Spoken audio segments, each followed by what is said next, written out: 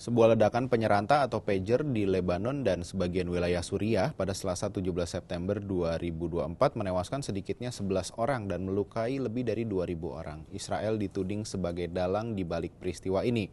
Apalagi ada anggota Hezbollah di antara korban luka itu. The New York Times melaporkan Israel menyembunyikan bahan peledak di pager Gold Apollo buatan Taiwan sebelum diimpor ke Lebanon.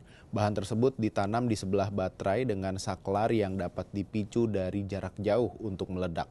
Nah, generasi TikTok, Instagram, atau WhatsApp kira-kira ada yang kenal pager atau alat penyeranta ini nggak ya?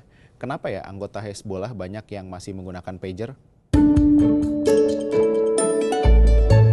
Pager atau radio panggil adalah alat komunikasi yang populer pada era 1990-an. Gunanya untuk menerima pesan pendek. Nama lain dari alat ini adalah beeper karena suara khasnya.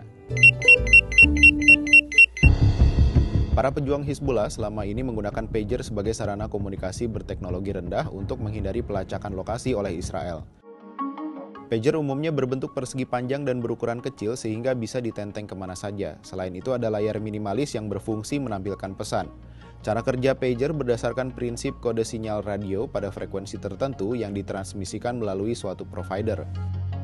Nah, pager awalnya ditemukan di Amerika Serikat pada 1920-an. Al Gross, pengusaha yang juga menemukan radio kecil pertama, mengembangkan beeper pada tahun 1940-an. Awalnya digunakan dalam sistem keamanan dan publik di AS, terutama di rumah sakit dan unit darurat. Pada tahun 1950-an, Federal Communication Commission menyetujui beeper digunakan secara komersial. Ini sekaligus menandai awal penggunaannya sebagai solusi komunikasi pribadi.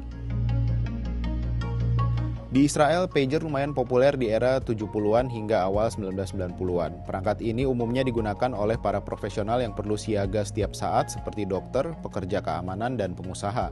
Bagi mereka, beeper adalah cara yang efisien untuk tetap berhubungan di luar kantor tanpa perlu telepon rumah. Pengguna akan menerima pesan suara atau teks singkat.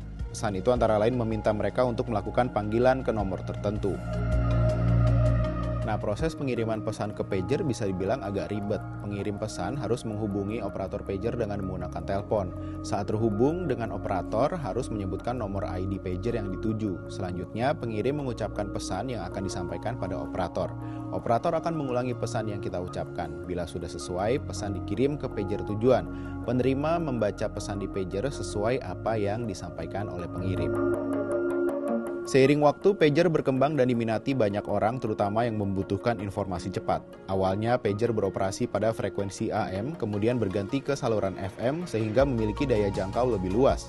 Bahkan pager juga sempat menjadi layanan telepon lokal dan internasional sebelum adanya telepon seluler. Sayangnya, pengiriman pesan melalui pager dapat disadap oleh radio panggil lainnya, sehingga besar kemungkinan disalahgunakan pihak lain seperti agen kriminal atau hukum.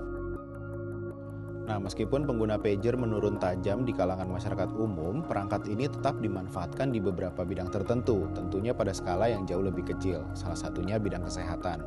Dokter dan staf medis, terutama di ruang gawat darurat, masih menggunakan pager karena keandalannya di lokasi saat ponsel tidak selalu berfungsi, seperti ruang bawah tanah dan ruang tertutup.